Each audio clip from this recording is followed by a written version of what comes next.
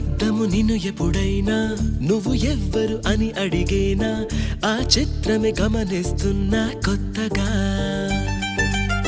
నువ్వు విన్నది నీ పేరైనా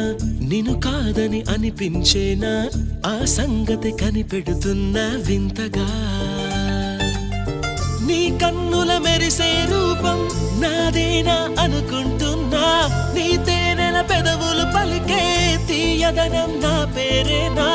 అది నువ్వే అని నువ్వే